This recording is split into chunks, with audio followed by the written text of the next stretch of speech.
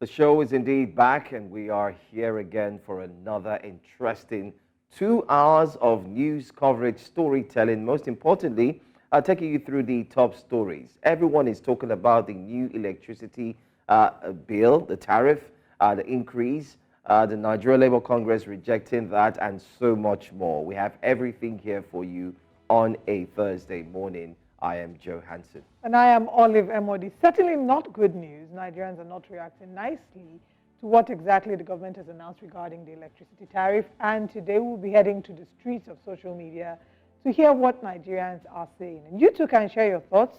You can tweet at News Central TV to share what your thoughts are. We'll be glad to take your tweets during the show. I am Olive Emodi, and I just want us to talk a little more about the electricity tariff and how it came to us. I mean, the first time I heard about that was yesterday when we were reviewing the papers, and we saw that there will be a 300% increase for those who have 20 hours electricity and above. And I don't know how that is determined. And I do think that we're in a very dire situation here in Nigeria. I do think that Nigerians are going through a really rough patch. Whilst on the one hand, we're excited about the gradual recovery of the Naira, and we're thinking about the fact that in the next few days, maybe weeks, we will start to see the effect of the Naira recovering on other things, for example, transportation, feeding, education. We'll start to see a ripple effect in other areas of our living. Unfortunately, we probably won't be able to see it again because with an increase in electricity tariff, it's only understandable that those who have businesses factor this increase into the cost of their production. So life is going to remain as is. And I don't know how Nigerians are going to cope. I went on the social media rant yesterday complaining about the electricity because you're buying fuel expensive, gas is expensive, you don't even have power, and now even that power that you don't have is becoming expensive. Well, just in case you did not know, it seems that there's a little scarcity of fuel. I noticed it. Yeah. In fact, I noticed it two nights ago on my We way have home. that challenge. So I don't even know how. I feel like Nigerians were those people who have been kicked to the ground and we're still being constantly stomped on. Like they didn't just kick us and leave us there. They are matching us. They are stepping on us because how is fuel so expensive and yet there's a scarcity? How is electricity now so expensive? Yet you don't have electricity, no power. And then if you then decide you want to get an alternative, yesterday I put up a post on my social media asking for solar power, inverters, and I've had 2 million suggestions. I'm pretty much confused right now. I don't know which one to go with, but I'm just looking through the ones who have sent me a quotation. And the numbers I'm seeing are ridiculous. You know, it's quite expensive to see. So if I'm going to be going for a solar system now, I have to be considering the fact that some people have advised me to forget about taking a solar that powers my air conditioning. So No, forget about that. Just focus on the fans. Advice. And the weather is hot. It's the best advice. So I just feel so. But we're going to get into the rainy season very it. soon. So don't worry, you'll be fine. I think one of the biggest conversations that you'll be swimming to work with your car. Let me also that one we've not gotten there because you have to keep aside some money to start fixing things, because of course that's where you start hearing the car squeaking when you're driving everywhere in traffic. You're like, what's going on? You know, you hear it so much that you think it's yours. You start stepping on your brake to say, wait, is it mine? Is it mine? Oh, it's not mine. Thank God. Then you move. But it's also a problem again. I was at the bank on the day before yesterday. That was Tuesday. I was told I couldn't get cash. Why? And I said, excuse you. They said, no, that the least I could get was 10,000 naira. And so we're back to that. I said, are we back to this again? And she said, I'm sorry, but they didn't give us cash. I said, oh, wow. I forgot to talk about this on the show yesterday. So every day is just a new problem. Oh, wow, wait, what's going on? It seems that every day we are reinventing old problems and then introducing newer problems. It's a really, really, it's a tough spot being in Nigeria. I mean, we are proud of our country. We are happy to be Nigerian. But lately, it just feels like there's so much that's quite discouraging. Yeah. And they need to help us. Government needs to help us. I'm hoping that we can get some explanation from NERC. We can actually have some of them willing to talk to us on the show. And then I'm sure that later on today, we'll be going further into that to find out exactly what is leading to this. And then you do have the student loan bill that has been signed into law eventually. June 2023, of course, it was signed. And then, of course, we also looked at the fact that it would kick off very soon. The launching was to hold last month, but then again, it was postponed because according to the president, it still needed a few more touches here and there. And in line with having a few more touches, that led to a little holdback. And that's so a lot of Nigerians complaining that they do know that this has a little, there's some loopholes inside of that student loan bill. But then again, it's been signed into law. It would allow not just tertiary education, it will also allow vocational schools that are indeed approved by the federal government to equally gain access to loans. So not everyone wants to go to the university. These are the additions that they've put in there. Not everyone will go to the university, so they also make provisions for those who want to learn a skill. Which is fantastic. Which is fantastic, we're moving beyond the idea that education is limited to the four walls of being in a university. Education can also be, I've decided today that making hair is the best way for me to make money.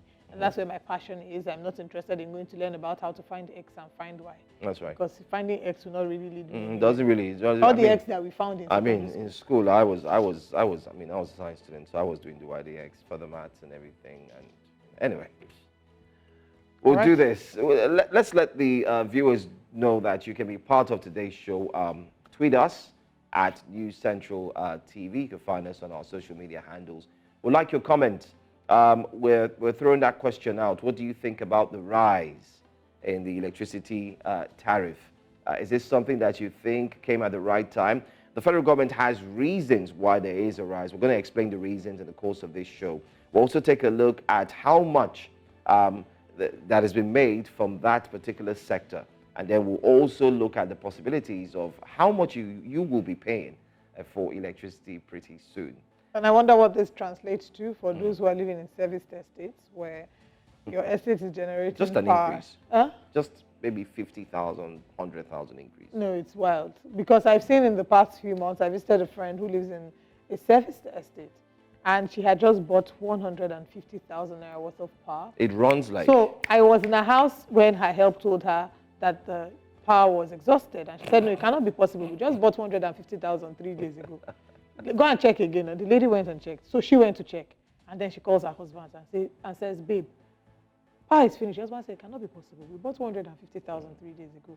And you would think that, oh, they have like massive equipment. These are people that are very strict with their air condition use.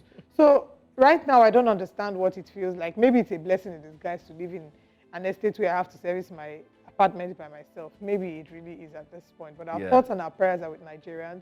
We're hoping for better days. But we will continue this conversation in depth much later. Let's share what the headlines this morning are. Hello and welcome to Breakfast Headlines on News Central TV. I am Judith Atibi.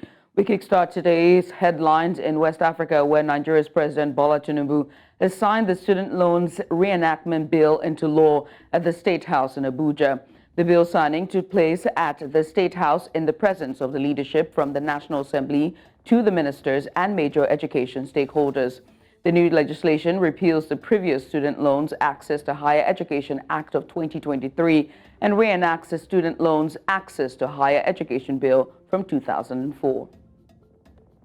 And on to electricity, where Nigeria's Electricity Regulatory Commission has approved an increase in electricity tariff for customers under the Band A classification. The Vice Chairman, NARC, Musiu Sani Hussaini, said the increase will see the customers paying 225 naira per kilowatt hour from the current 66 naira. Customers under Band A are those who enjoy 20 hours of electricity supply daily. Speaking at a press conference in Abuja on Wednesday, Hussaini said customers in Band A represent 15% of the 12 million electricity customers in the country. And on to politics, where the 7-man panel set up to investigate allegations of misconduct against Philip Shaibu, Deputy Governor of Edo State, has commenced sitting in Benin. The panel was set up by Daniel Okugbowa, Chief Judge of Edo State. It is headed by S.A. Omonuwa, a retired justice. The commencement of the panel's sitting follows the resolution by the State House of Assembly to initiate impeachment processes against Shaibu. And that's all we can take at this time. Back to the anchors, Olive and Joe, for Breakfast Central. Thank you so much, Judith. So many stories to talk about, and of course that in Edo State as well is one big story we'll cover. But then again, we look forward to see you again at 9 a.m. Thank you so much. Most welcome. All right. So let's go straight into the big stories right now. Don't forget, you can be part of the show by dropping your comments on our social media pages, platforms as well. Social media, talking about Twitter, formerly known as Twitter, now X. X, yeah. Yeah, it's still a bit finicky somehow. Well, it's very interesting how they say X, formerly known as Twitter. It's like we have refused to completely let go. We don't want to, because that's like the origin and so on. We'll go for a break. When we come back, we'll start off first in the FCT, where the FCT minister is doing something amazing. You know, when they do well, we applaud. Of course, when we see areas where there needs to be an improvement, we'll also get to talk. It's our job. We'll be right back. Stay with us.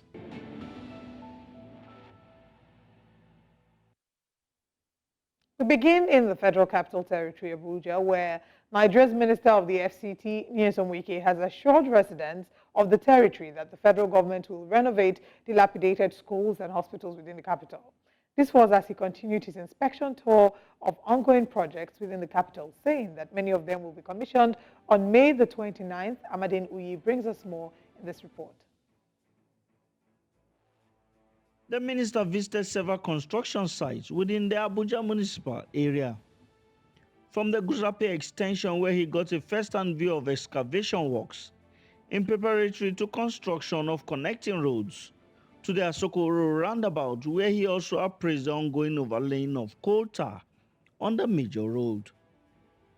Other sites within the capital were also visited, where he got first-hand information from the project managers. It's a close after about 300 meters down, but it is a close. And the two sides are located for close. The street light is practically all completed. All the electrical line has been installed. The only thing missing, but if you see this place here, is the location of the transformer of this area. He says that the recently passed 2024 budget gives an opportunity to do more. These few months we came in, 1 year, almost 1 year that the president has come in. With this budget, a lot of things will be done. He also adds that the FCT administration will also focus on the education and health sector, as it has earmarked many schools and hospitals for renovation. I didn't say here that we are going to concentrate only on roads. We are saying we are going to dwell on the health sector and the education sector. In terms, even agriculture, in terms of education, there are a few weeks we flagged up about the renovation of 19 schools. And I just said that we are going to take on 21 schools again under the 2024 budget. These people know. It's just that some Nigerians find it difficult to accept the reality of ground. Wike says many of the projects being inspected will be commissioned by May the 29th. In Abuja for News Central, I am Amadine Uyi. We can see the FCT minister is indeed at work, getting to work, ensuring that hospitals and schools get the right renovation that's needed. But we hope that it's not just going to be for the cameras. It will actually be one that the citizens will benefit from. Hopefully, if the hospitals get working, then we wouldn't see any need for a minister, a governor, or anybody that works in the parastatal traveling out to receive medical treatment. Absolutely. I think it's very important the role that education and healthcare have to play in ensuring that we have a good quality of life. So yes, kudos to Nyesom Wike, and we hope that this is sustained, and we look forward to seeing how this will benefit citizens in the FCT. Now, we're going to move away from this conversation to bring an update regarding the student loan bill. President Bola Tinubu has signed the amended student loan bill 2024 into law. The signing of the bill by the president came after the announcement of a temporary suspension of the commencement of the student loan scheme and separate deliberations by both the Senate and the House of Representatives on the report of the Committee on Tertiary Institutions and TET Fund. The new law is set to allow Nigerian students in tertiary institutions to access low-interest loans for tuition and other academic needs. Speaking after he signed the bill, Tinubu said no Nigerian, regardless of their background, will be excluded from obtaining the quality of a good education. We have just signed a bill proclaiming the student loan effectively. First of all, I must thank the members of the National Assembly for their expeditious handling of this bill, considering the children of Nigeria, that education is the tool to fight against poverty effectively. We are determined to ensure education is given the proper attention necessary for the country, including skill development programs. This is to ensure that no one, no matter how poor their background is excluded from quality education and opportunity to build their future. We are here because we are all educated and we are helped. In the past, you've seen a lot of our children drop out of colleges and given up the opportunity. That is no more. The standard and the control is there for you to apply, no matter who you are, as long as you are a Nigerian citizen. Those are strong words from the president. Well, the new bill establishes the Nigerian Education Loan Fund as a corporate body tasked with receiving, managing, and of course, investing funds to provide loans to Nigerians pursuing higher education, vocational training, and skills acquisition programs. Well, the president indeed said once again, making it clear that no Nigerian, regardless of their background, will be excluded from obtaining quality education. He also went ahead to make it clear that as a Nigerian, you do have the right to receive that. He says, we are determined to ensure that education is given the proper attention necessary for the country, including skills development, and of course, not forgetting, it's also cost across vocational and the likes. All of this in the programs. Joining us this morning to discuss this is Femi Adeyeye, co-convener, Fund Education Coalition. Good morning. Thank you very much for joining us, Mr. Adeyeye. And talk to us about exactly how you feel regarding the new bill that has been signed into law. Is this, and how much difference can we see from what was previously presented?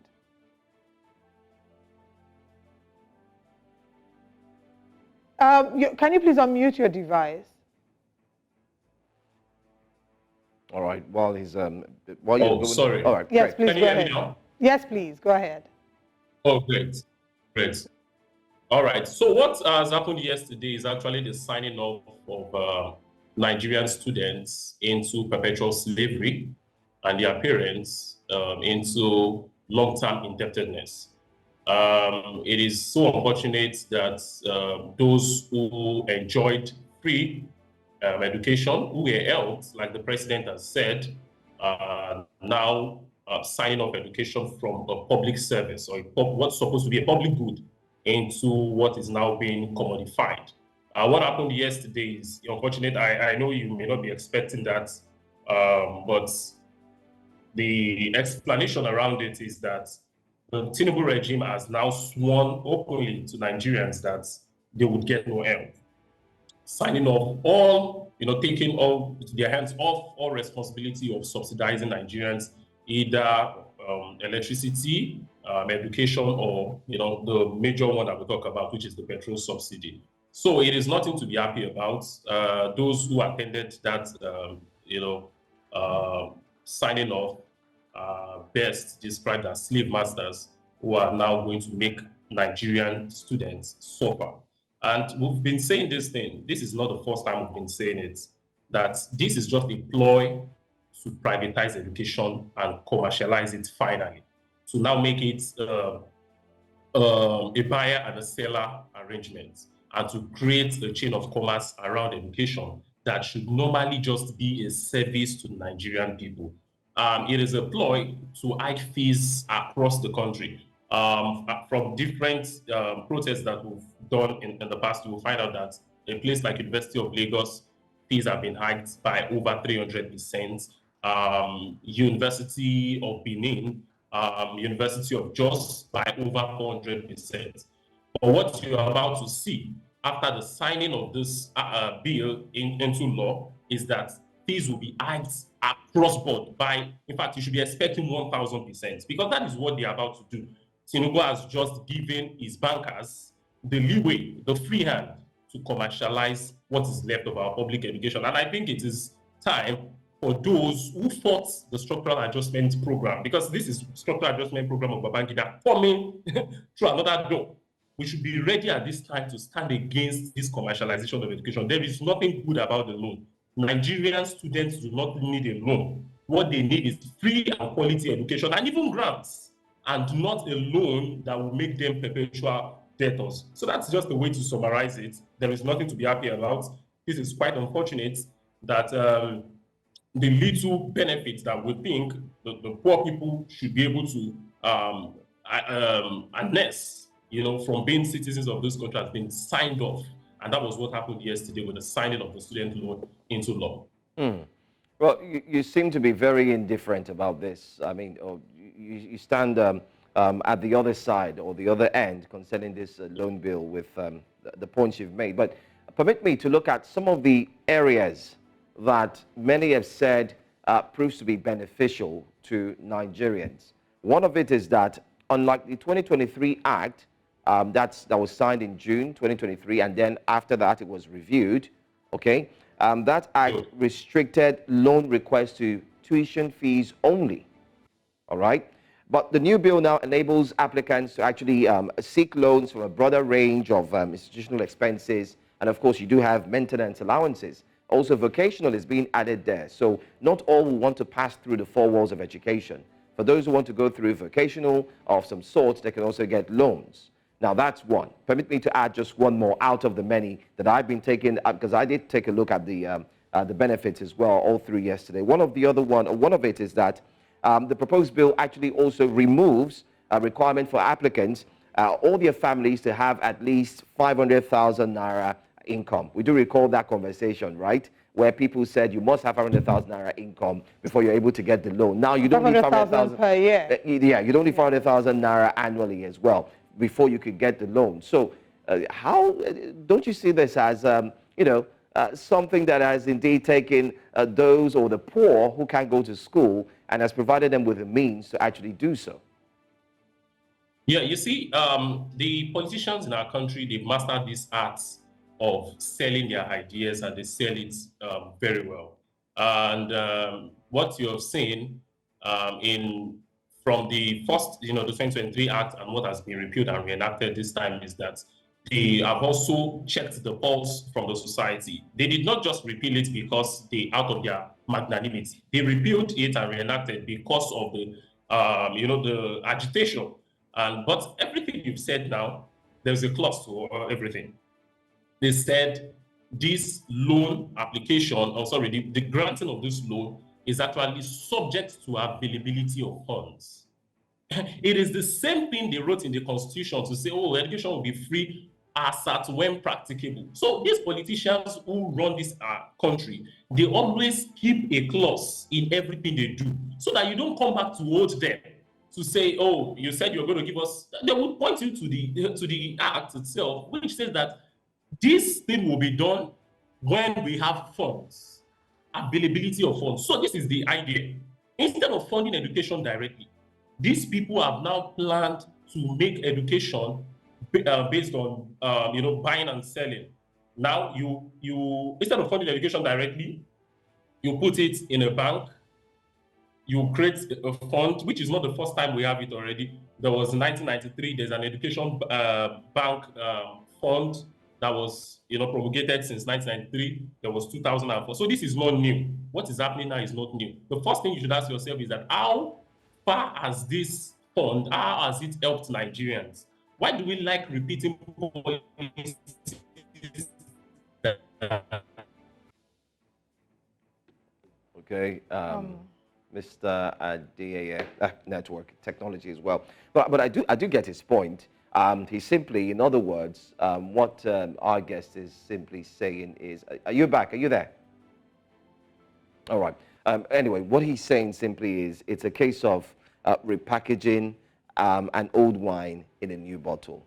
Of course, you do recall that years ago there were funds being given to education, but Nigerians never saw the benefit of it. And now it's like a repackaged process all over again, and that's what he's trying to highlight. But everyone is looking at the benefits that may come out of this. Some are looking at the fact that you do have a repeal and a reenacted bill once more, where adjustments have been made here and there to see if it could benefit, especially those who may not have funds to pay for education. But then again, one of the benefits is the fact that you do now have NEL Fund, which happens to be a body that it stands independent of anybody, be it the federal government and so on. So it establishes Nigeria Education Loan Fund. That's what it does. That's NEL Fund.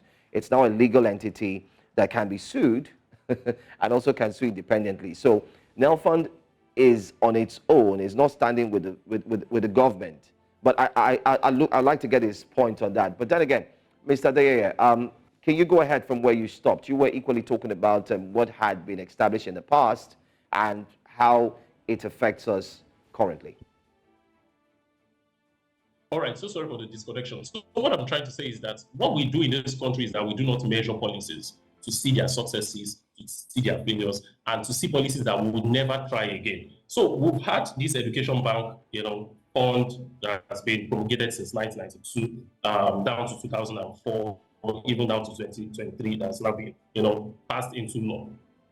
It would take so long before you would understand that this whole arrangement is just an arrangement for profiteers in the education that have now been created in the education sector. The 500,000 naira income issue would be introduced, through the back door. You can take this to the bank. What I'm saying right now, we'll come back to have this conversation. The other one, which is that you can the bracket has now been increased, and it's not just for tuition and for skills and all of that. It's just a way of asking Nigerian students that we will hike fees the more. Based on this economy that is dwindling, we will continue to hike fees, and we would always push you to go and pick the loan where we know that you will not get a loan. Let me just use something very simple to explain this.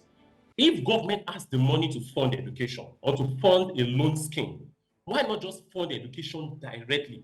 It is just as if I have money to give to you right now, but I have to give the money to a loan app and then ask you to go and pick that money from that loan app. For example, OPay, PAMPay, and all of that. Why can't I just fund it directly? But what they would say is that there is no money, but nobody would ask them questions when they buy 160 million naira worth of SUV for 469 persons, while 50 billion less than that is even allocated to education. There will always be money to fund their lifestyle, but there will never be money to fund education that would bring about development in the country. There would never be money to fund healthcare that would make sure that our people live, safely and they live long. There would never be money, but there would always be money to fund their extravagant lifestyle. So there is nothing to be happy about. There is no advantage from this. What they've done is full-blown commercialization of education, and Nigerian students must be ready to resist this, because the next announcement you're going to get would be increments in fees across board. What you've seen last year is a child's play to what is about to happen now. And as I speak to you, because being an activist, I work directly with students and all of that, and I can tell you for a fact that students already are dropping out. I can tell you for a fact that it's happening at the University of Lagos. It was increased from 21,000 naira to over 160,000 naira. And when it was 21,000 naira, we know students who could not pay. Now that it has been increased to 160,000 naira, people are dropping out of school already, let alone where they are taking it to, which is around 500,000 naira. So you would see what's going to play out in all of this, because at the end of the day, there's still a clause that all of this is subject to the availability of funds. You would apply and you would see it. You would see what we're saying. You would apply and you will not get any funds at the end of the day. And what you would always bring out is that simple clause that this scheme is subject to the availability of funds. It's just a matter of time. When you say that Nigerian students need to resist this or else there'll be gross increase in school fees, what do you mean by that?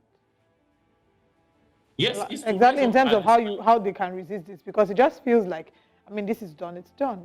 I don't know how No, anywhere. Okay, go ahead. Okay, it is not. There is something called law and there's something called legitimacy.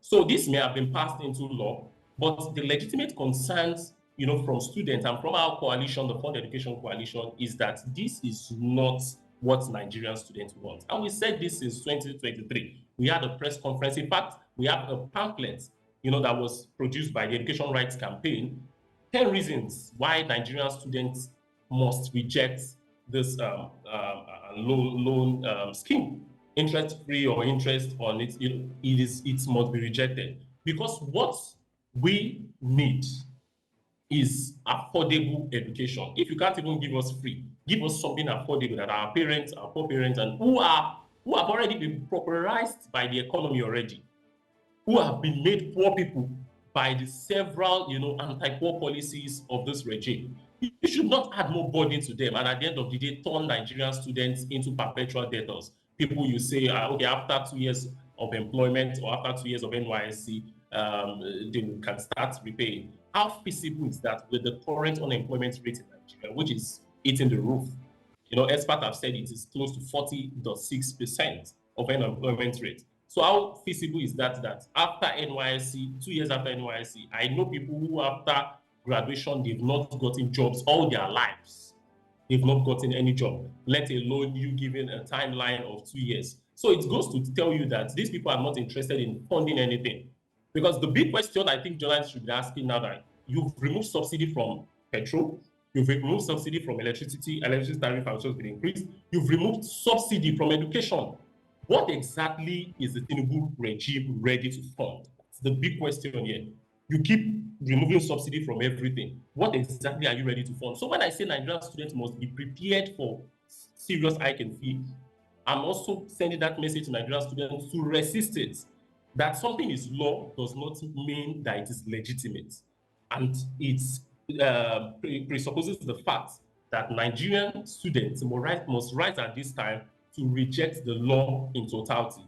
At some point in history, it was law, it was legal to sell people. Slave trade was legal at some point, but some people stood against it, and it was abolished. It is the same vein, and it has the same similarity with what happened yesterday. What happened yesterday was the signing up of Nigerian students into perpetual slavery, and it must be resisted. This is another angle, no doubt. But you do recall as well that the Education Rights Campaign have kicked against the signing of the student loan bill. Not just you. You also have the Nigeria Labour Congress, who have said that they may be picketing anytime soon because they do not also appreciate the signing of the student loan bill into law. So it's a case of what the federal government wants to do to better the future of Nigerians, and Nigerians on the other end saying, nah, this will not work. It wouldn't better the future of our children and also the education as a whole. I'd like to take my final question to you at this point. Yes. It's been signed into law. Are we going to see protests against the bill being signed into law? Do recall that some persons are already embracing it, meaning that they cannot wait to go and get those loans and kickstart their career and their future in the educational system. You see, those who did that, are doing that out of ignorance, and that's the truth.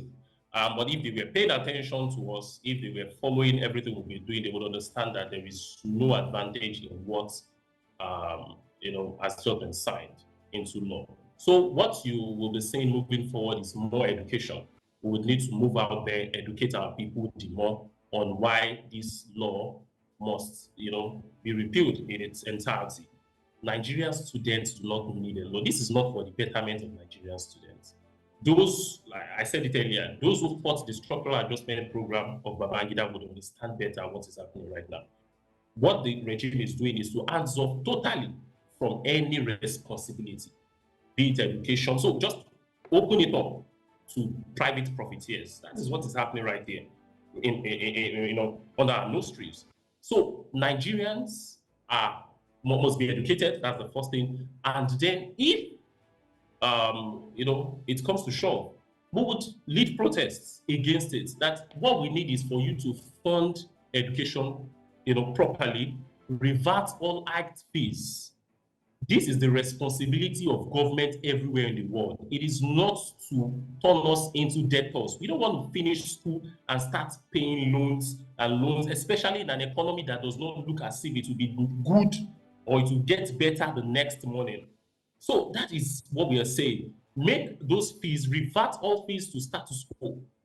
The 160,000 naira that's the school fees right now at the University of Lagos should be reverted to the old school fee, which was 21,000 naira, so that the students of the poor, who are in the majority, sometimes we talk about this poor thing as if some of us have been immune from it.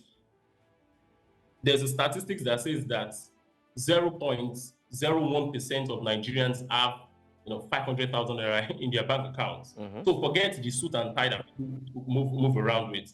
There is serious poverty in the land. And that is what policymakers must look at and not commercialize the only thing that is left that can make people move up the social ladder, which is education. Don't commercialize it. Don't turn it to a customer who wants to buy should buy, and who cannot buy should go, and who cannot buy should just go and take a loan, and when they get to the loan point, they find out that they are not eligible, because that is what this whole thing is about. This is just a smoke screen to kicking students out of school. And we'll be back to measure this policy.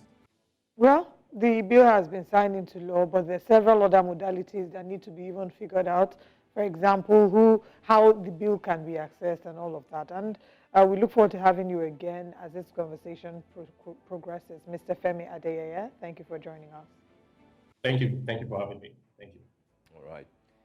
Anyway, away from that story, let's also let you know that State Governor of Rivers, that's the River State Governor Siminalayi Fubara, was talking tough, and he has warned that he will surprise those who consider his honest decision to implement the Presidential Peace Pact as a sign of weakness. Governor Fubara said he had been inundated with several comments in the media about the implementation of the peace initiative and had chosen to be silent out of maturity and wisdom. Now, guess what? He further added that it was important to put the record straight for clarity and explained that when President Bola Ahmed Tinubu intervened in the political crisis or tussle between himself and the FCT Minister Nyesom Wike, was a former governor of the state, that it actually happened, and it caused a lot of challenges. But then again, he said it engulfed the state on October 30, 2023. The agreement that was accepted was a political solution. Yes, the agreement between President Bola Ahmed Tinubu himself and, of course, the FCT minister. Well, the governor, however, urged the people to continue to support his administration, show understanding over actions taken, and obey the rules in a peaceful manner. Here is what he had to say. What is happening here in our dear state is somebody who have respect for an elder. Mr. President invited all the parties to Abuja and came out with a resolution that we should go and implement. That resolution, I'm implementing it, is not a constitutional implementation. It's a political solution to a problem. And I'm doing it because of the respect I have for Mr. President. But let me say it here. If that action that I've accepted to follow will be taken for my weakness, I will surprise them.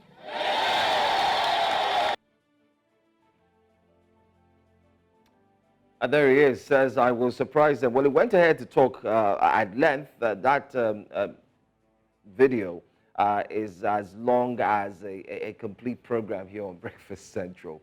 But it was indeed a very long conversation that lasted close to about 5 to 6 minutes. And part of what he said was, aside from he was going to surprise them, he went ahead to say it was going to be fire for fire. Who was he likely talking to? Well, it's obvious who he was talking to. You need not. I mean, you don't need to be a soothsayer to know that he was referring to Nyesom Wike and all the other people who have openly, opposed him. Now, if you've been following the story, you certainly know what happened. The seeming boycott of his administration, and Nyesom Wike talking tough about how, using your words, talking tough about how Siminalayi Fubara is trying to destroy his political structure. Nyesom Wike was very vocal about not allowing people to destroy his political structure. And it seemed that the politicking got so much that they placed it at the back burner. And then the father of the nation, President Bola Ahmed Tinubu, stepped in as a father to talk to his children. And they signed an agreement, an 8-point agreement that had several terms and conditions, one of which would be that those aggrieved lawmakers who resigned from the APC to the, was it APC to PDP now? I'm mixing it up. Yeah, yes. But that the lawmakers will be accepted back into their previous party, that whatever outstanding lawsuit the Siminalayi Fubara had will be withdrawn, and vice versa. They had so many terms and conditions in the 8-point agenda. And now, Siminalayi Fubara is being criticized of not upholding his own end of the deal. So this is his response to those who have criticized him for not upholding his end of the deal, to let them know that, look, it's not like I owe you that. I'm only doing this because I'm someone that has respect for my elders. And I just think that at this point, I don't know what they're doing with our government. Many have called it a show of shame for the Nigerian political landscape, because it's expected that people should get to work. Elections are over, and it's time for people to actually get to work, to focus on the people, because the people are the most important factor right now, and not consistently going back and forth at each other. But then again, he was considered to be very soft. According to him, in that speech, he made mention that he was considered to be very soft. He said age does not mean that you are mature. Mature, yes. So that's the thing. We need to move beyond the politics of semantics and actually go into governance. We need to move beyond them having conversations about, because what it sounds like is like sibling rivalry or beer parlor arguments, right? It doesn't sound like, if you want to have disagreements, let it be that we can see the valid reasons why you're having disagreement, not like, oh, I'm doing this because I respect you. And some have even asked about the right or the responsibility of the president, the constitutionality or the legality, I think that's a much better word, the legality of the president stepping in to sort of boycott what should have otherwise been sorted out by the constitutional provision, because there's a way and manner by which that should have been sorted out. You can't decide you are resigning from a party, and then later they'll not be like, okay, you know what, let's settle the fight. You resign, go back to your party. There is a constitutional provision for how that is handled. If you resign from a party, you are no longer a party, you're no longer a member of that. Yeah. And if you contested that, your seat will be declared vacant because you contested for that seat with the vehicle or through the vehicle of that party.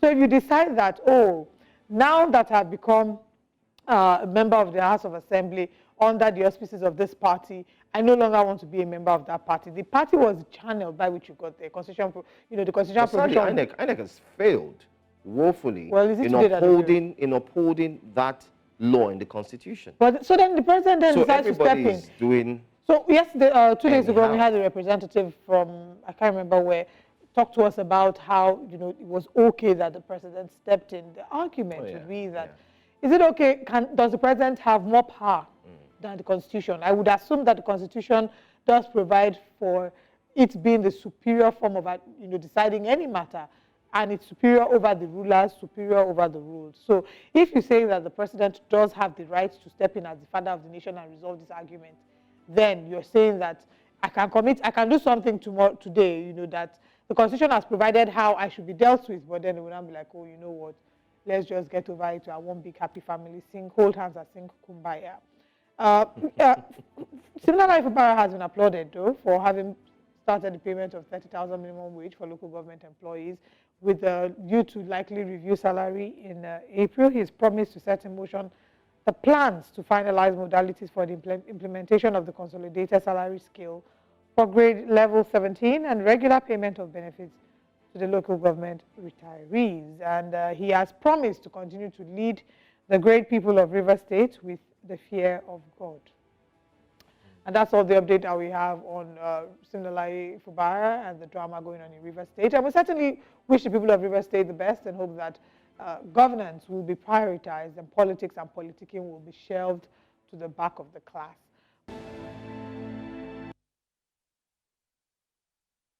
Thanks for staying tuned. And if you're just joining us, you're watching Breakfast Central, and it's a time where we review our papers.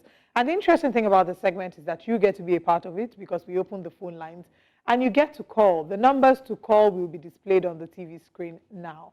So please call and share with us what your thoughts are, especially regarding the increased electricity tariff, which we'll probably be starting with. We'll be delving into the stories with CKN Chris Kende Nwando, the publisher of CKN newspaper. It's good to have you. Thank you for joining us. Thank you very much. You don't seem very happy this morning. What's going on? I said electric shocked me.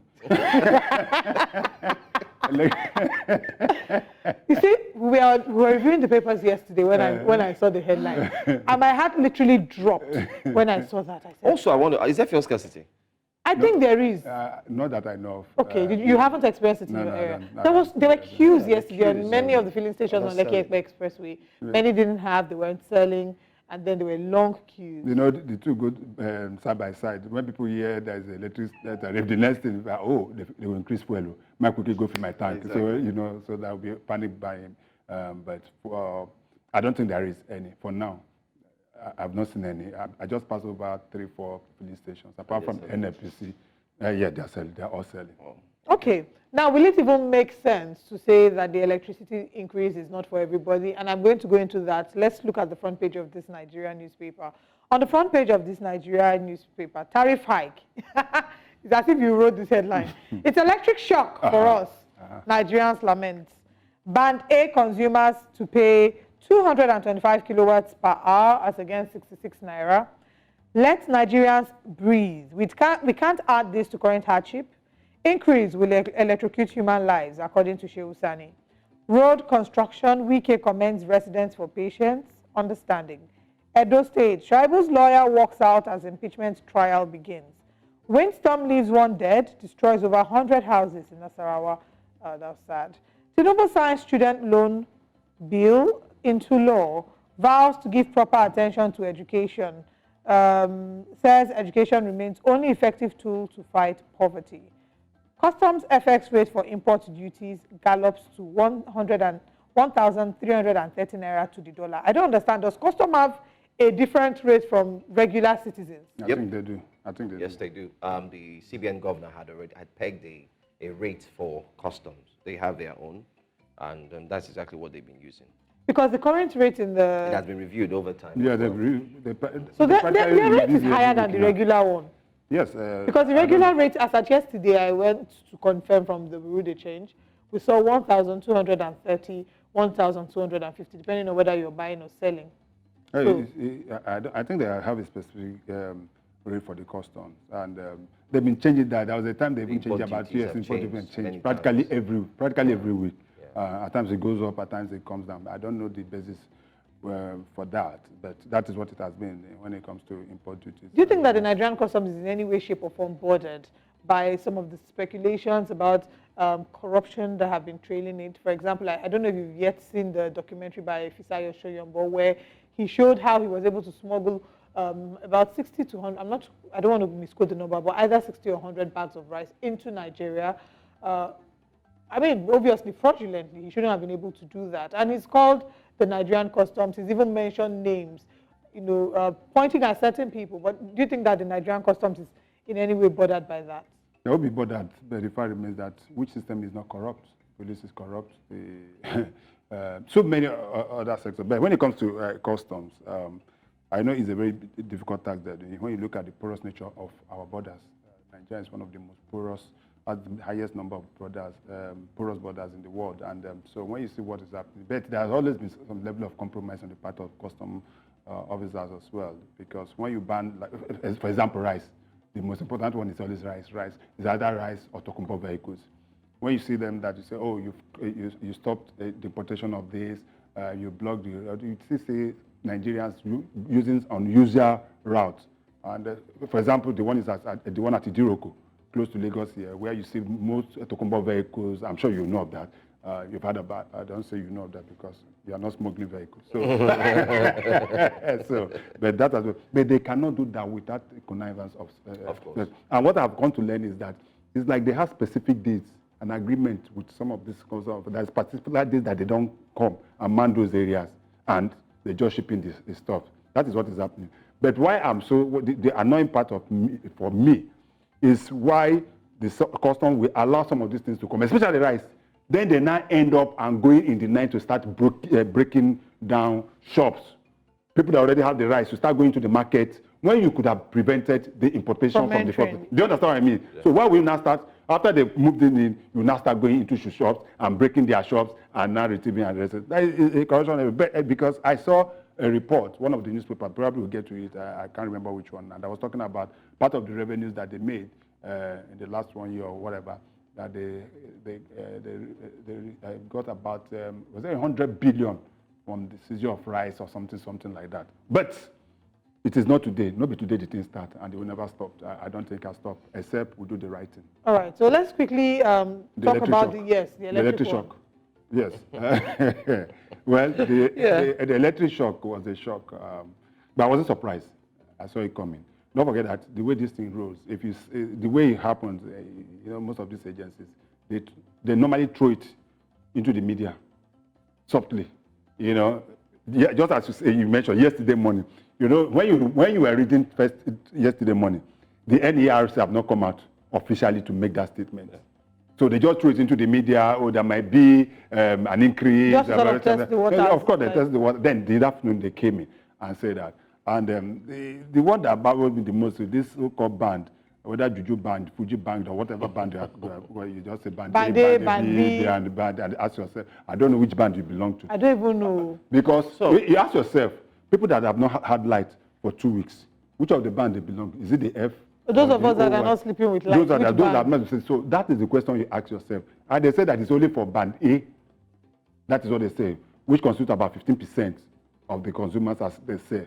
But you can be rest assured that anything in Nigeria, that one they say is band A, you can be rest assured that those in band B, band C, band D, or whatever are already going to be affected. And that is the part of the problem, because we are looking at about 240 to close to 300% increase. The same thing that happened with the removal of petroleum subsidy. And you saw the spiral effect. All till now, we are still fighting that problem. Bringing it to the mix. My problem is not, Nigerians are not too demanding. Let me tell you, if you supply Nigerians electricity as it's supposed to be, people want to pay. Because when you look at how much you're going to spend on diesel, how much you're going to spend in petrol, and know that you are getting value for electricity, then there's many Nigerians who want to. But the fact is that most Nigerians are paying for what they don't have. They're not getting. That's it. That is it. That's it. Nigerians are paying for what they don't have. Most of the time, you just they put them on estimated bills. Some people don't have light for 3 weeks, 4 weeks, and at the end of the month, they bring them bills. So what are you talking? That is cheating. And I've been asking time and time, why is it that we cannot sue these discos? Why is it that consumers cannot sue this NERC that is always increasing this? Until we start taking that initiative on our part, then they will continue to do what they are doing. How can you talk of a country of over 200 million having 4,000 megawatts of light? South Africa, with less population, has over 60,000 megawatts of light. South Africa here. Ghana is having 24 hours electricity. And South Africa is crying about load shedding. Even at that, at 60,000. That's what I'm saying. Like, even at that, they're complaining. So imagine what. And the so they're complaining at 60,000. And the load shedding is basically then we are hours. talking about. Yeah. Just you have light XYZ hours, and a few hours of this time you don't have light. The NERC is not telling how they're going to improve the electricity supply. We talk about, when you look at the value chain, the transmission leg is the weakest. The transmission leg is the weakest because the infrastructure, the lines, where through this, all of them are obsolete. Some of them have been for over 40, 50 years. They've not changed anything. And the problem they also have is that they generate. They cannot be able to evacuate everything they generate through the transmission lines. Because if you're generating 5,000 and your transmission line can take only 4,000, that means you're losing about 1,000. That is what is happening. And that is area I was, instead of you continue to say, I will increase, we increase. What are you increasing? And I've said it time and time again that we are taking Nigerians, our government and leaders are taking Nigerians for granted. There have been instances where just an increase on the price of bread has brought down government. And they shouldn't put Nigerians to the wall. It gets to a point, you know that saying in Yoruba that when you push a goat to the wall, the goat that normally wouldn't listen, we fight back. And it's getting to that. It will get to a point where we are not inciting it, but we're saying the truth. We're all Nigerians. This thing is affecting us. It will get to a point where Nigeria will just, oh, for goodness sake, if you talk, you die. If you don't talk, you die. Somebody used to say that. Why not to talk? Just to, and they start choosing the battle. We should be very, very careful. We are pushing, our government are really pushing Nigerians so far.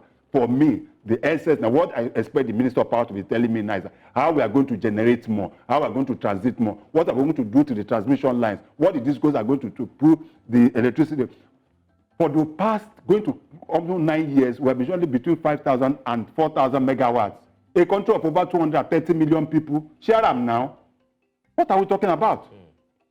All right, let's move away from this Nigerian newspaper to the Vanguard. On the front page of the Vanguard newspaper, let's see what the big stories they are saying. Most definitely, the Vanguard. Everybody's talking about the electricity. Nobody's going to talk less about that. Electricity concerns as tariff hike hits consumers. It's a recipe for unrest, TUC says. Oh, okay, TUC is talking now. I thought they would let the talking be done by only the NLC. Poverty rate will worsen. Economists, it will not address fundamental energy issues. Muda Yusuf. Don't take my simplicity for weakness, Fubara tells Wike and others. I don't know if you saw, we played a clip of that, that video. Nigerian students' enrollments in UK universities dwindle. Why wouldn't it dwindle? Anyway, Olubadan in council meets tomorrow over nomination of new monarch. Ondo Guba APC opts for direct primary rakes in 720 million naira. So there's money in the system. All right. Why residents of Okwama community can't access their homes according to CDS. But let's look at Don't Take My Simplicity for Weakness. Kind of like reminds me of an old song, right? Old, that's an old song. Yeah. So how was that? Funny identity. I'm trying to remember. Funny identity. That's Oliver the Cock. I feel bad that I know that song. That shows how old you are. Oh my goodness. Even me that remember that, that's Oliver the Cock. Yes, yeah. Now, many said maybe Fubara listened to that song when he was on his way to the exactly. Well, it's good that the governor is trying to show that he's a man of his words and action, because at times your docility can be taken for weakness, and that is what's happening. Most people, especially people from University, have taken look at Governor Fubara as a man that cannot back, that cannot bite. And he has taken a lot of words I would not want to use on TV, but now he's come to say, oh, don't take my weakness, or else I'll surprise you. I want to see that surprise. I want to see that surprise, because he's practically been rubbed in the mud, as it were, by his opponents, led by the former governor of the state, the FCT minister. And every now and then, he has any press conference, there's the former governor, launched on him and the rest of them. But when they came in yesterday and those people came and we are just there to Noge and some other people, and he said, oh, don't take, he said, there's something he said, my silence is not because I'm a weakness, but because of the fact that I respect the president. That the agreement reached with the president, he's trying to implement it to the letter. But I think that particular statement for him came from the threat from the State House of Assembly, the so-called 27 legislators that they come to APC, where they said that if he doesn't take his time, that they're going to impeach him. But let him now stand. Let us see what he can be able to do. Because for how long will you continue to run away from the battle? To be a leader, at times you have to look, most of the time, or at times you have to look at the people straight in the eyes and tell them the truth. You are in charge. You are the governor, executive governor, and that argument has been argued up to the Supreme Court, and the Supreme Court has given a verdict, so you don't have anything tying your hands. At the end of it, nobody is going to ask about, after your 4 years, nobody is going to ask what Wike did or what Wike didn't do. What they're going to ask is your achievement as a governor. They elected you for 4 years. What were your deliveries? They'll be able to compare what you have done. Nobody will remember whether you are distracted by Wike or people at the... All right. You do understand? Sorry to butt in. Yeah. Let's take a poll from Ghana, who's calling us this morning. Hello, good morning. Hello? Could you turn down the volume of your television set? Good morning, Paul. Thanks for joining us.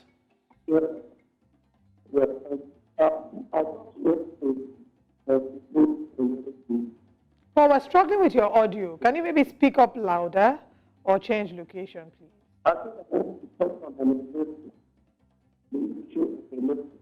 I'm so sorry, Paul. Please try and call us back. We really want to hear what you have to say. Yeah. But the audio was really, really poor. Yes. So, as I was saying, so now nobody's going to ask whether you are distracted by anybody or anybody. It's what you did, your ability to deliver on the promises you made to the people of River State. That is what we're going to judge on. And to take it a bit higher, River State is one of the lucky states in Nigeria that receives so much from the federal purse. If you look at it, I think that they are within the first three that receive that higher. So much expectation. And to a large extent, you're not going to be compared with the person before you. If they say the man was a Mr. Project, then I don't know what they'll call you, whatever. So, but let him hit the ground running. He has almost lost about 9 months trying to fight this battle. And I think that is the high time that this battle comes. If you're going to confront them headlong, let him confront them headlong. But he has to be the man he has to be because he is the executive governor of River State and not me. That's it. He's the executive governor. Yeah. Let's take a look at one more story very quickly on the Vanguard before we move to the next one. That story has to do with the electricity again. Concerns as tariff hike hits consumers. I'd like us to possibly take a little more time while we tell our viewers to call in. We'd like to get your thoughts on the increase in the electricity tariff, what it means for you and your family in the house. Yesterday, I felt so bad that I hadn't gotten unit power. I've been postponing for the past 1 month. So when this happened, I said, goodness gracious, I ought to have gotten or bought things, but I did not. Now look at where I find myself. But then again, my point is poverty rate will worsen according to economists. Yeah. I always say this, everybody's an economist. I don't mean by study or by education, but every Nigerian is an economist. And I'd like us to take some time and paint a picture in the next 3 minutes. I'd like you to do that for us from your end, because I do have a picture in my head, but I'd like you to do yours. This statement made, poverty rate will worsen. I think it's high time we put it in clear perspective so people can see what the economists are really saying. Yeah, you said that almost every Nigerian is an economist, just like every Nigerian is a coach. I'm sorry. let's take Trudy calling us from Ojudubega. Trudy, good morning. Yeah, good morning. How are you? Yeah, good morning. Good morning. Please, go ahead, Judy. Okay, I want to thank my brother in studio, Chris Sanders. Yeah, good morning. Thanks for calling. Yeah, good morning, my brother, yeah. Yeah, I like what is played out in River State. You see, I am wondering what is happening in River State. An ex-governor does not want the present governor to do his job. I'm wondering who is moving. Whether it's the Lord in River, I don't know. Whether it's God, I don't know. And I like what is playing out.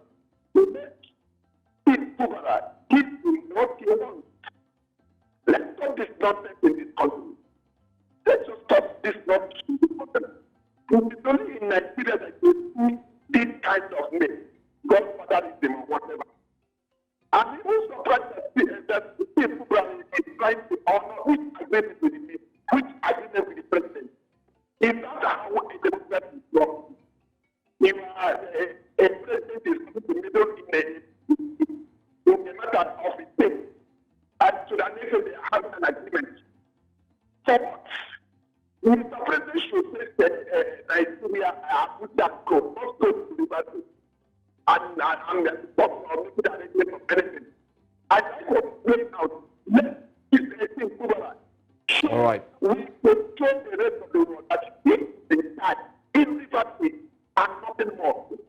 Let him do that. I believe we can. Okay. All right, Mr. Chode, thank you so much. I sort of struggled to hear what he was saying. Yeah, but I think he was talking about Siminalayi Fubara, that he indeed likes what he's doing. Yeah, he's trying to say that he should be a man. He should be a man of his own. That's what he's trying to say. That part of the problem that's happening in River State was caused by the former governor, Wike, blah blah blah. But the bottom line is that it's high time that the governor stand up to and be his man, which is what we've been saying. What I've been saying. Now back to the issue of the the economists. Yes, poverty. Yes, will. Yes, it's real because if you look at it, if you look at what happened since May 29th, 2023, when the West petrol subsidy was removed, you see that the poverty, in terms of poverty, Nigeria have gone down the ladder, and Nigerians are finding it very, very difficult to be able to meet their needs. Even basic food is becoming, which is why you see people queuing up at areas trying to get palliatives. We have turned to a beggar nation. Nigerians now take so much delight in going to be struggling for 5 kg of rice, 10 kg of rice. A country like ours, we are not Somalia, we are not in Gaza, we are not in Iraq. It's very, very troublesome. And now government are making it a kind of that they're doing you a kind of favor by providing palliatives. And the palliatives in terms of rice and some other. I see Nigerians also breaking into warehouses. The last time I saw that was in 1983, when I was a young boy, when Muhammadu Buhari and Didi Agbon took over as military head of state then. And we are talking of the days of Esenko. That was what it was called then, social commodities. But a situation where Nigerians can hardly find food to eat, it becomes a problem. So that is because of that removal of fuel subsidy. Now you are removing that of electricity. It is going to worsen the problem. You are practically going to kill the SMEs because the SMEs have been, and the soul of every economy is the SME because they employ close to about 70% or 80%. The SMEs you are talking about, the tailor, the organizer, all these people. Those are you're going to kill them. Most of them are still struggling. They are finding it difficult to buy fuel for 600, 700 naira to run their gen because if power has been there, and I've said it, if we freeze power, let me tell you, part of the problem we had initially, as in the past, has always been that of telephoning and the rest of them, issue of telephoning, and one particular government came and solved that problem. When we were at a point that time, we were hearing, if you go to Cotonou, that the Okada riders used to use mobile phone. We thought it was a joke. Mm-hmm. They'll tell you, somebody will tell you that I went to Cotonou, that ordinary shoemaker, say he gets it. I say, mobile phone, is that possible? Because in those days, we are going to line up at Nitel to buy card.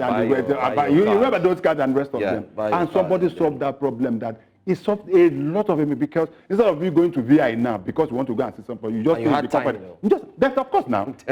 You have within a minute, you just call somebody, so you transfer your business, you drop your call, and that's it. That is what the telephony did for us. Then, if we're going to take that up and look at a whole UCH, what is happening in UCH? I've already heard the news that they now practically say they are not going to be having any night duties any longer. So it means that if you have a serious operation, you have this thing, you're going to usually forget it. That is it. There have been instances where people, they have an operation, light goes off, people die. Oh yeah, we've heard stories of people using such lights. Yes, now, most often than not, people don't take into cognizance some of these things. There have been instances that you go to some hospital, they say, we are trying to start the generator, if you start, bam, before they take you under hospital, that is it. So it has an implication, but economically, it is a fact. Because what is going to happen now is that most people will now start hoarding what they have, the little they have, not at all. But the fact is that it's even the electricity. Well, I've said the time I turn number. Is even the electricity available? How many Nigerians are metered? Ask yourself that question. Big problem. We do have another caller on the line. Michael from Port Harcourt, Bright. Good morning. Hello, good morning. Good morning. Thanks for calling us. Please go ahead. Yeah, I'm enjoying your TV station this morning. About the electricity tariff. I don't know. Our government just exactly. Hello. I struggle with your audio, Michael. Yeah. Hello. Hello, Michael. Please go on. Hello. Oh, the network is really No, poor. no, Please no, call no, us no. back. Network is bad. You can. Yeah, he wanted to react to the electricity tariff. Yeah. So I think I practically said it all. The fact is that this is going to impoverish Nigerians the more. It's going to cause a lot of. And you see, just as you read out, you say, oh, TUC is coming to the midst. What can they do? What can TUC do? What can NLC do under the circumstances? They can only be shout and cry and say, oh, we'll go on strike and the government stick to this thing. It's high time we start holding our government accountable. And the question I ask, other countries subsidize things. US, as big as they are, they subsidize. Russia do. Ukraine, even at war, subsidize.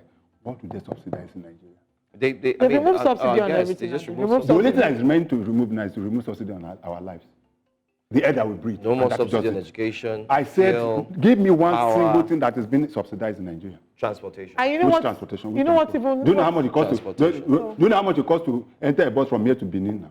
And they said they told the bus drivers to subsidize. Which of the one? Which of the one that Lagos State governor or government? You know what's even do you know how much it takes to go from Lagos, to travel from Lagos to my state of Imo State? Do you know how much it is to fly?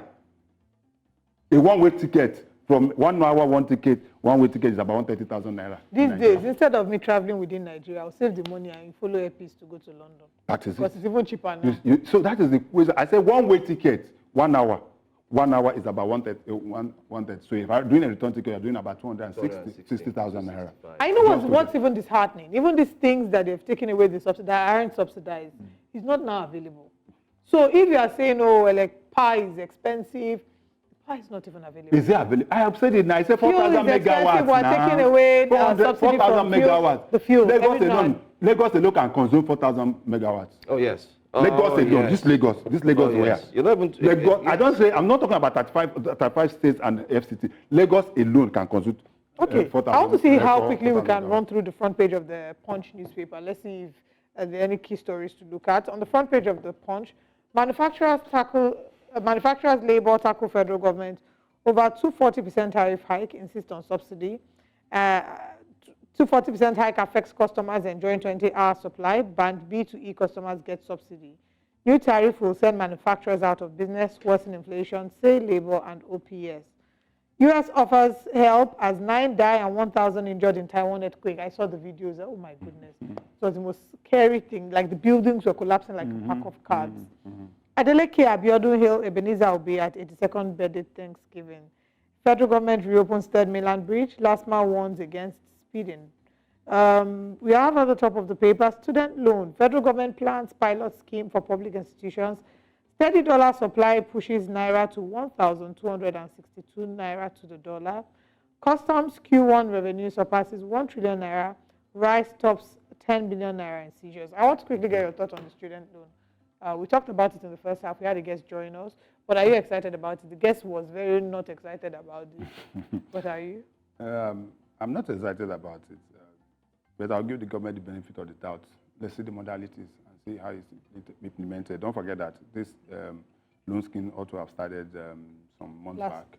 But for one reason or another, probably the government was trying to put the legal framework in place. And now it has a... But just like every other thing, as I said, I don't want to be pessimistic.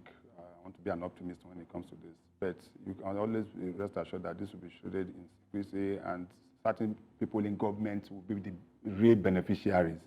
Not be ordinary, you'll be surprised. You know how this thing goes now. You know how this thing goes. You know how this thing goes. You know how this thing goes.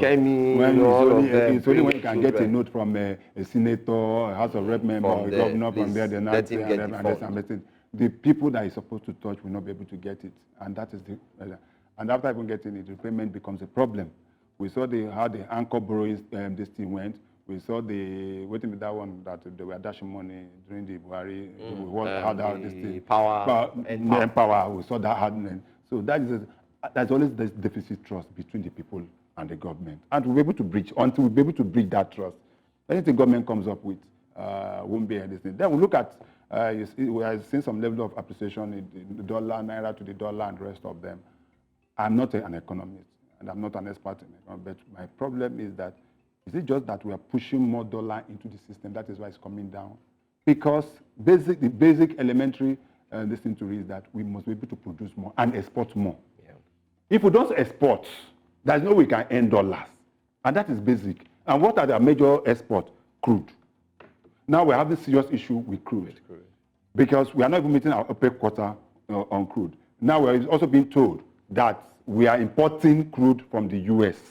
I'm sure you heard that. Yes. That we're importing crude from the US. If a Nigeria that is well endowed is now importing crude.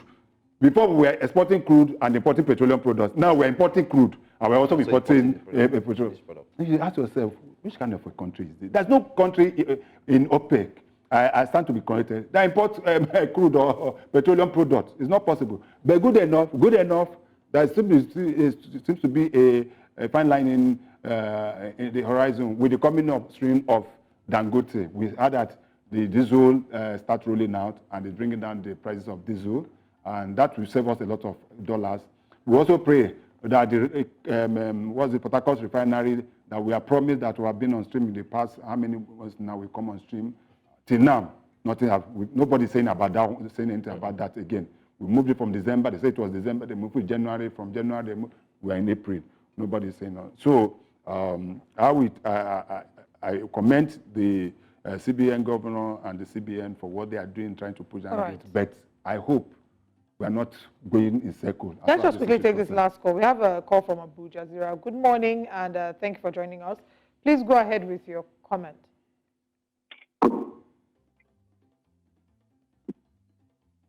Are you there? Yeah, please go ahead. Yes. Should be things happening in Nigeria, just like I feel we are in the movie. Let's realistic. But the increment, how are you increase? Because if you increase what is called the government now through the electricity commission and all that, you're increasing this electricity from this A back to E and all that. If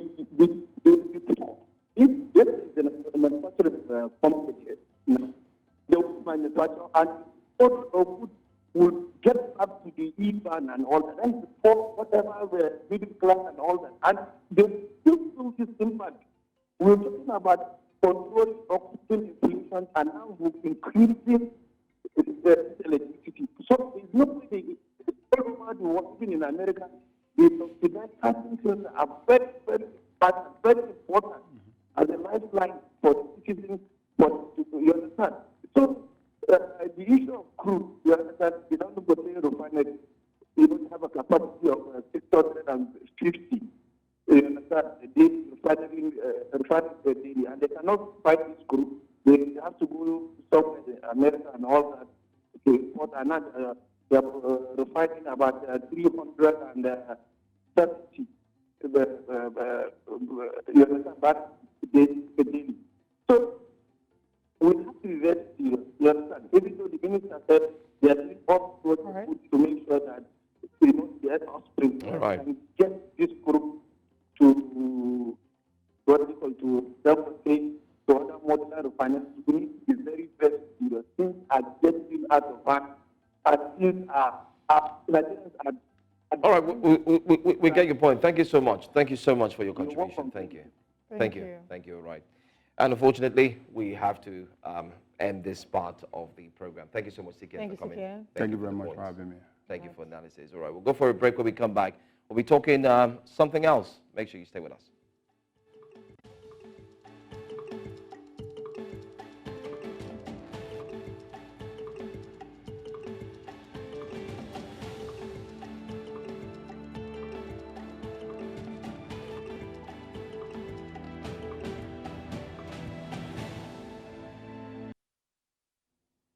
Thanks for staying with us here on Breakfast Central. The federal government, through the Nigerian Electricity Regulatory Commission, NERC, has approved a hike in the electricity rates for consumers categorized under Band A.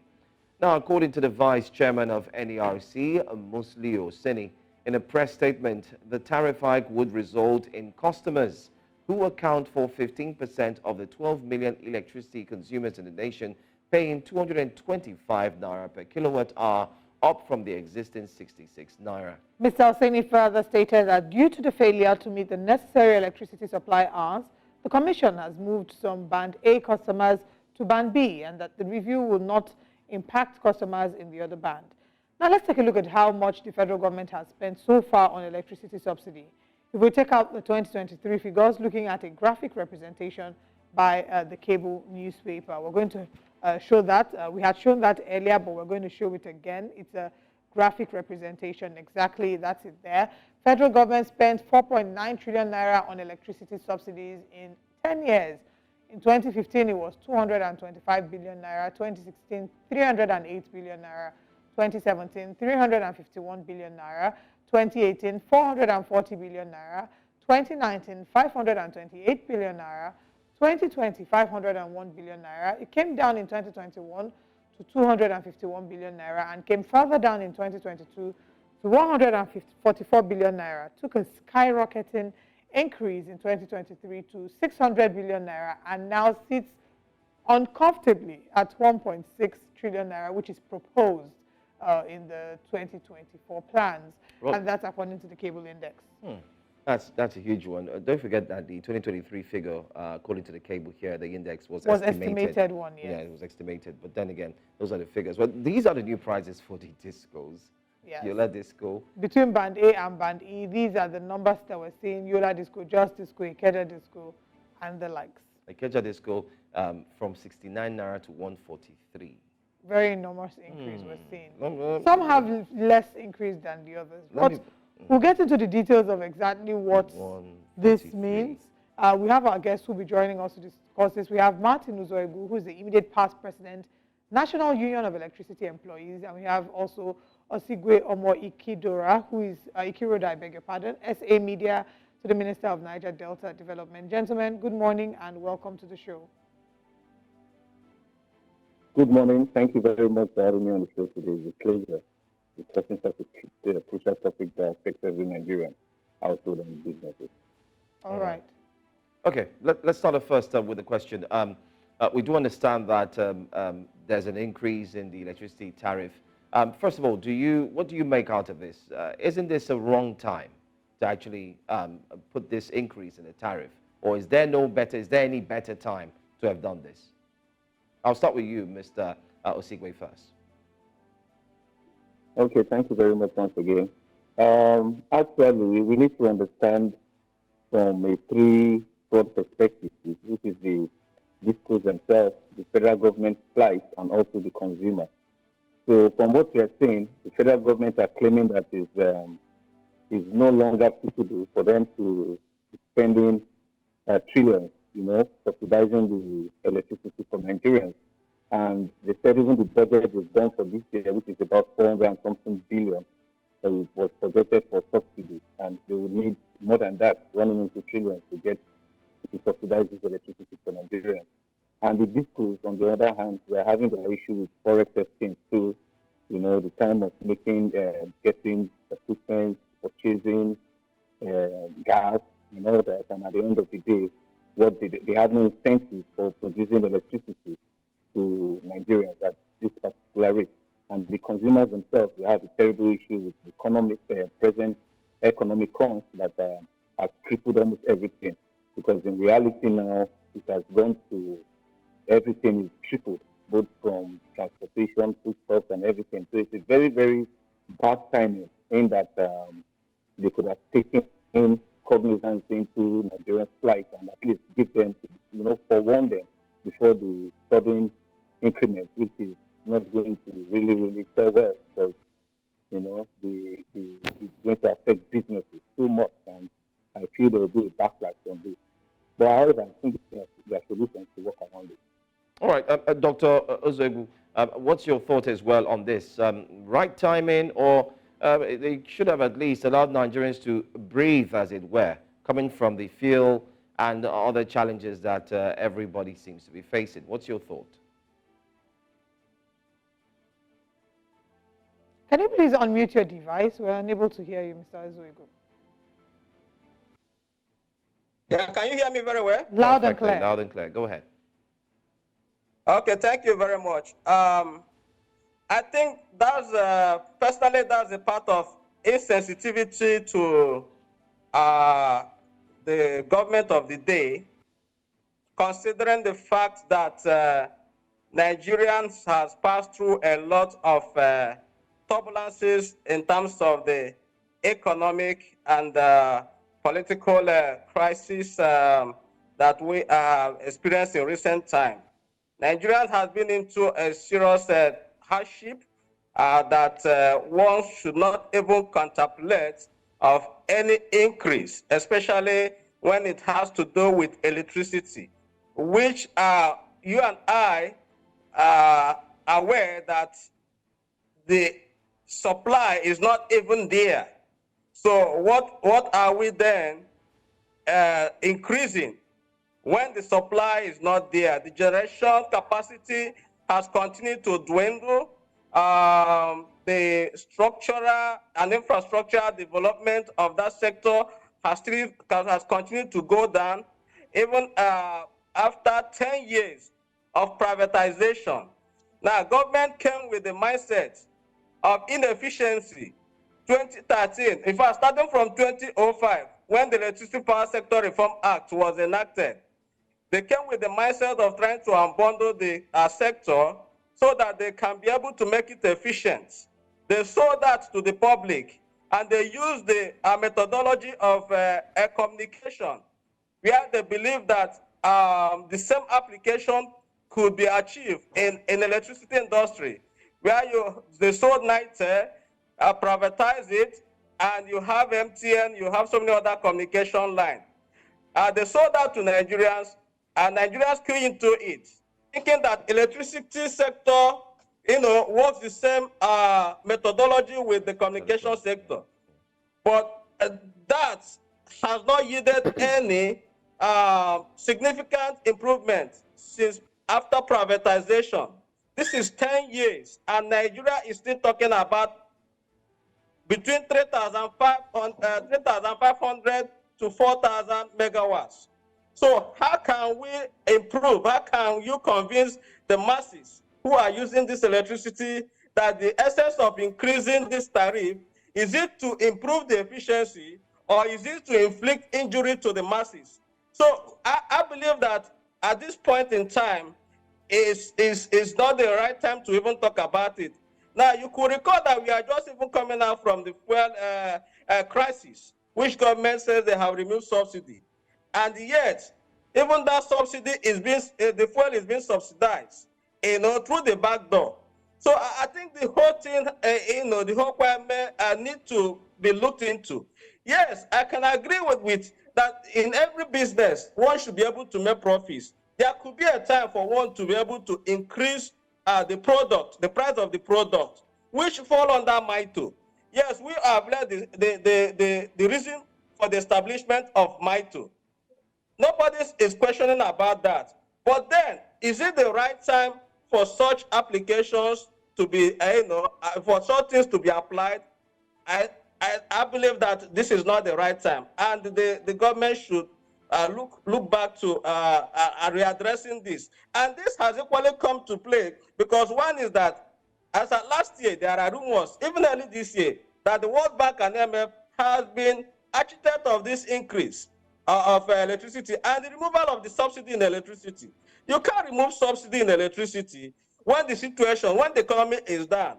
There are so many other countries that are even subsidizing electricity. United States, for example, is subsidizing electricity up to now, notwithstanding that they are generating almost more than 250,000 to 300,000 megawatts. With how many population? But Nigeria that has more than 200 million population are not even generating up to 4,000 megawatts. So how can you now increase? Because you came with the mindset of band A, band B, band C. I think that is the gimmicks to be able to extort people. So I think this is not the right time for us to do that. Okay, will there ever be a right time? Will there ever be a time when, and this is flowing from what you've said, Mr. Uzoego, that this is not the right time. Will there ever be a right time when electricity subsidy should be removed? Yes, of course, there should be a right time. When all the indices and all the parameters and all government has the political way to do the right thing. Because as it is now, Ministry of Power Sector has suffered a lot of setback. more than 2-point-something trillions has been injected in the power sector. Nothing significant has been achieved. We sold 4,000 megawatts 10 years ago, and we are still managing the same 4,000 megawatts. How can we survive? This demand is higher than supply, and that is why you are having a seasonal collapse. So the companies, the discos, the gencos, the gas supplies, all those issues need to be addressed before you start talking about having any increase. Let me tell you, between 2013 up to this month, government has increased the tariff for more than 5 times. So what significant achievements have we done in that respect since 2013 up to this moment, when we are still maintaining the same 4,000 megawatts? So is this the right time for us to do it when we have done it for over 10 years and yet we could not achieve it? So the right thing needs to be put in place. We need to look at the electricity sector holistically. We need to declare state of emergency in the electricity sector. We need to look at the leadership, those who are managing this sector, whether they have the right qualification to be able to do it, whether they have the political will to be able to take a decisive decisions, the regulations, the rules guiding every agreement, whether they are implementing it. Now, you and I are aware that there are agreements signed, even with the discourse, in terms of performance agreements, 5 years down the line. Was that revisited? Nobody revisited that agreement, because if the agreement says if the discourse is not performed after 5 years, the government has the obligations to review the privatization or the sale of those companies to the buyers. But it was not done. This is 10 years we are talking about, and nothing significant has been done. So I think the government need to have that political will for them to be able to do that. But at this point in time, it's very insensitive for government to do that, considering what is happening in the country. We want to say thank you so much for that summation and for sharing. But let's go back to Mr. Osigwe. Mr. Osigwe, looking at the Niger Delta, most importantly, I mean, the entire country, Nigeria, one of the comments made by economists is that we're about to see a worsening and an increase when it comes to poverty. Do you agree with that, looking at all of these, especially with the increase in the electricity bill and the tariff as well? Like I stated earlier, there has to be a way whereby you can strike a balance between the government, the consumers, and as well as the the providers. This is the discourse, because we should when we discuss national issues, we always fail to take into cognizance some factors like traditional, tribal, religious, and others, because these issues influences government decisions and policies, which sometimes we fail to factor in. So in the part of the government is saying that it's unsustainable. And we know how things are. So what are they expected to do? They should have, for me, they should have delayed for a little while trying to bring out some economic measures in place, like flooding the streets with their CNG buses, which we are already aware affect and will soon roll off, and so many other, palliative methods into this electricity sector, to whittle down the challenges we are facing. Because if we desire to produce, 40,000 megawatts, which we are saying 200,000 and the rest, we need the funds, we need the capacity. And if government, the way it is, we still have the issue of discipline, we still have the issue of corruption to deal with government. So I believe that we have to start taking seriously investing into renewable energy and still make the right environment for these investors to come in. And one of such ways, actually, is from the part of the government is to reduce the subsidy on electricity, and from the part of the districts is for them to increase their capacity to generate electricity, because all these things we must reach them. So we on our own, there's nothing much we can do than to protest against this increase at this particular time, taking into the fact that Nigerians are really, really suffering because of some of the policies of the government. And these policies are really meant to better our lives at the end of the day. Because we can't keep postponing, the time to say when is the right time, when is the right time. But then we should have more of a human face at this stage, because things are really, really going out of hand, and we should expedite actions on renewable energy and other sources of provision of electricity that make price come down over time. At least from what we're seeing, there's hope that when our refineries start, even our fuel and our gas the cost will come down significantly. And we think it would, but the challenges we are facing now is not to stop. So all we can do is to appeal to the government to just find better means, to ameliorate these sufferings. But it's a must. It's something that has to occur one time or the other. And this is a new government, and it's a perfect opportunity for them to start introducing such measures. All right, gentlemen. I wish we had. I wish we had more time to carry on this conversation. But I want to say thank you so much to you, Dr. Martin Ezeogu, for joining us. We look forward to have you again because we would like to get more insight into what the people are saying, even staff, members of NERC and the like. So there are other, parties that are looking to be involved in this. The NLC has said that they do not support this. The TUC said they do not support this.